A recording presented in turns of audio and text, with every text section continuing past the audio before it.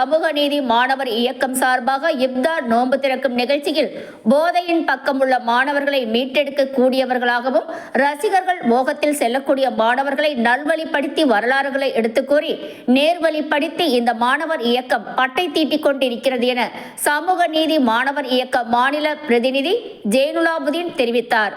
சென்னை அடுத்த தாம்பரத்தில் சமூக நீதி மாணவர் இயக்கம் செங்கல்பட்டு வடக்கு மாவட்டம் தாம்பரம் மத்திய பகுதி சார்பாக சமூக நீதி மாணவர் இயக்க மாநில பிரதிநிதி ஜெயினுலாபுதீன் தலைமையில் அரசியல் பயிலரங்க இப்தார் நோன்பு திறக்கும் நிகழ்ச்சி தனியார் மண்டபத்தில் நடைபெற்றது.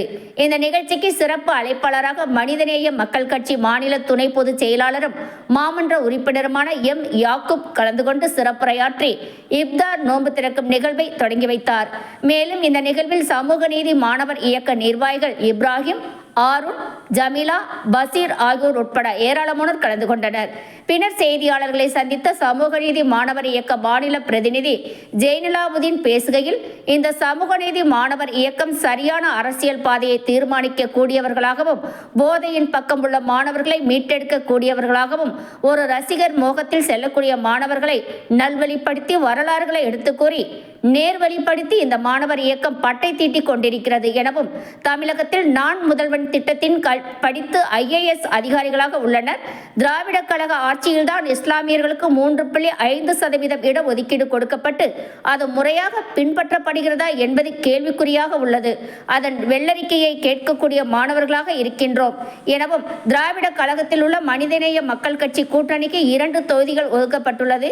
எங்களுக்கு முக்கிய பிரதிநிதித்துவம் இல்லாவிட்டாலும் சமூக நீதி மாணவர் இயக்கத்தில் உள்ள அத்தனை மாணவர்களும் பயணிக்கக்கூடியவர்களாக இருக்கின்றோம் என தெரிவித்தார்.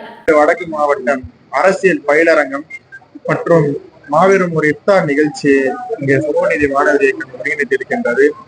இந்த சமூக நீதி மாணவர் இயக்கம் அடுத்த கட்ட தலைமுறையை ஒரு சரியான ஒரு அரசியல் பாதையை தீர்மானிக்கக்கூடியவர்களாகவும் போதையின் பக்கம் அணிதிரளக்கூடிய மாணவர்களை மீட்டெடுக்கக்கூடியவர்களாகவும் ஒரு ரசிகர் மோகத்தில் பின்னால் செல்லக்கூடிய மாணவர்களை அரசியல் படுத்தி வரலாறுகளை கற்றுக் கொடுத்து அவர்களை நேர்வழிப்படுத்தக்கூடிய மாணவர்களாக இளைஞர்களாக சமூக நீதி மாணவர் இயக்கம் இந்த மாணவர்களை பட்டை தீட்டிக் கொண்டிருக்கின்றது.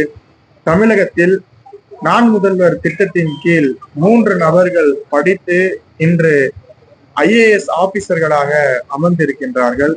அதே போல தமிழகத்தில் இதே திராவிட முன்னேற்ற கழகத்தினுடைய ஆட்சியில் தான் இந்த இஸ்லாமிய மக்களுக்கு 3.5% இடஒதுக்கீடு கொடுக்கப்பட்டது.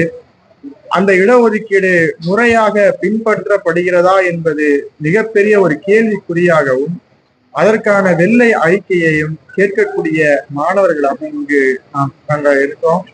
அதே போல இன்று திராவிட முன்னேற்ற கழகத்தினுடைய கூட்டணியில் மதசார்பற்ற முற்போக்கு கூட்டணியில் மனிதநேய மக்கள் கட்சிக்கு 2 தொகுதிகள் ஒதுக்கப்பட்டிருக்கின்றது.